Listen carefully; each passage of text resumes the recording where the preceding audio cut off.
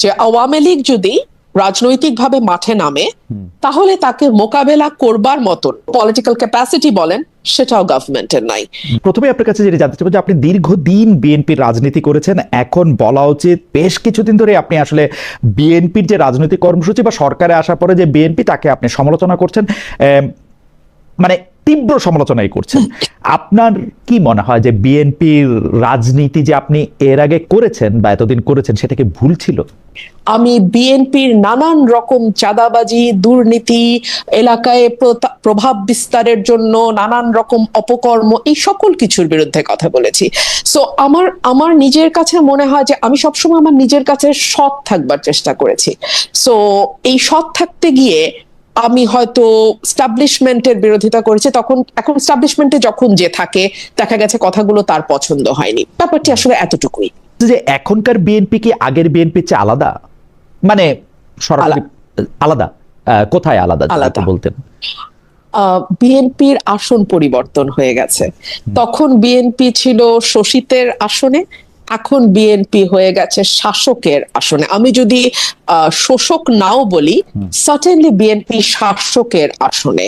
এবং যেহেতু আমি একজন স্বতন্ত্র সংসদ সদস্য, আমি কোনো দলের সংসদ সদস্য না, সুতরাং আমার কিন্তু ক্রিটিক করার ব্যাপারে আমার কোনো বাধা নাই। আমি এই সুযোগে আপনাকে এটাও বলি, আপনি আমার চেয়ে ভালো জানবেন বাংলাদেশের সংবিধান 70 অনুচ্ছেদ সংশোধন না করেও যে কোনো বেসরকারি সদস্য অর্থাৎ মন্ত্রীর বাইরে যতজন পার্লামেন্ট মেম্বার আছেন, যারা কেবলমাত্র এমপি, যেই দল থেকে আসুক না কেন, তারা কিন্তু সরকারের সমালোচনা করতে পারে। কিন্তু বাংলাদেশের হিস্ট্রিটা এতই চমৎকার যে আমরা কখনো কখনো কোন সংসদ সদস্যকে সমালোচনা তো দূরেই থাক, নিজের দলের স্তুতির বাইরে টু দ্য পয়েন্ট খুব কম কথা বলতে দেখি।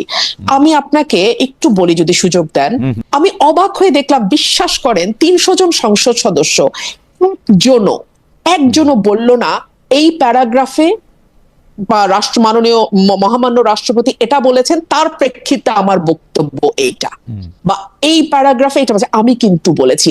এবং ভেরি কি বলবো, এটাকে ইন্টারেস্টিংই বলি, দুঃখজনক লাগে তারপরেও ইন্টারেস্টিংই বলি, আমাকে কিন্তু সময় দেওয়ার ব্যাপারে আওয়ামী লীগ সরকার যতটা না অনুদার ছিল, এই সরকার তার চেয়ে কোনো অংশে কম অনুদার নয়। আমাকে একবার বিরোধী দলের চিফ হুইপের কাছে দৌড়াতে হয়, একটু টাইম দাও, 2 মিনিট বাড়াও। সে বলে না না আমি তো জানি না, আপনি সরকারি দলের কাছে যান। সরকারি দলের কাছে যাই, তারাও তো রেসপন্সিবিলিটি নেবে না, কারণ কে আর মানে কাছে ডেকে বকাবাদ্য শুনতে চায়, তাই না?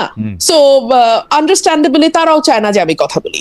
সো আমার এই 1 মিনিট 1 সেকেন্ড, খালেদ ভাই, আমি কিন্তু জানি 1 মিনিটে কয়টা শব্দ বলা যায়, 150টা। আপনি মোটামুটি কমফোর্টেবলি 150টা শব্দ 1 মিনিটে বলতে পারবেন।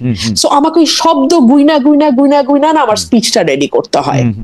সো এই এফর্টটা আমি হাসিনা আমলেও দিয়ে আসছি, এই এফর্টটা আমাকে তারেকের আমলেও দিতে হচ্ছে। So it is the same old story for Rumin Farhana.